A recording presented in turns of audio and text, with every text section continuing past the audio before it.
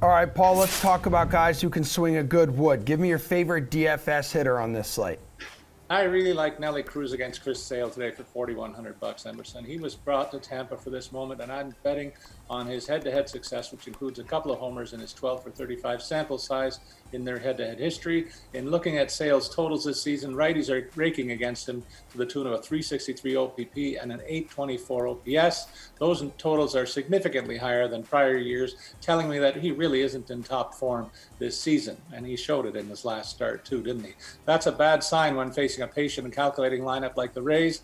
You know they have quite a book on him by now. In fact, I will include him as part of a Rays righty stack with Yandy Diaz for $3,500 and Randy Arozarena, who has an OPS of 1.157 in his last 10 games. And didn't he look like he's going to turn into the playoff Superman version of himself again after that spectacular performance in Game 1? Yep. He is Mr. October now, man. Also, Cruz hitting that controversial catwalk tater last night. Matt, what do you think, man? Favorite DFS hitter? So there are a lot of good hitters on this slate, and I think the team that has the best matchup is actually the Houston Astros against Lucas Giolito, who for a while the last couple of seasons was really, really good. This year hasn't been the same for him.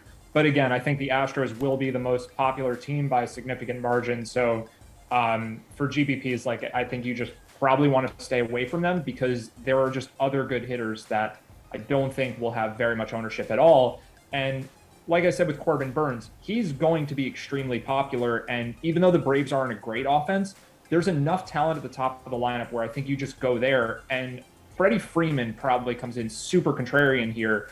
He has the platoon advantage against Burnes. He's just a really, really good hitter that I don't think people will play. You have Kyle Schwarber at first base, probably gets a ton of ownership. Yuli Gurriel is part of, I think, what should be the most popular stack. Depending who starts at first base for the Brewers, between Tellez and Vogelbach, that's going to be a cheap option too for people. So I think Freeman just goes way overlooked. I think the Braves as a team go way overlooked. And if they're good, you're knocking out 2/3 or more of the field with all those Burnes lineups out there. So as the leverage play of the slate, I think the Braves are a very clear option for that route. Kenny, you have a clear option for favorite DFS hitter? Well, I do agree with Matt. I think that no one out there is going to own Austin Riley at $4,200, and I'm very interested in him. I think that Corbin Burnes, we've seen a little bit of a regression. I mean, it's like regression for Corbin Burnes, like a 2.42 ERA in September, right? But I think that that's an interesting play.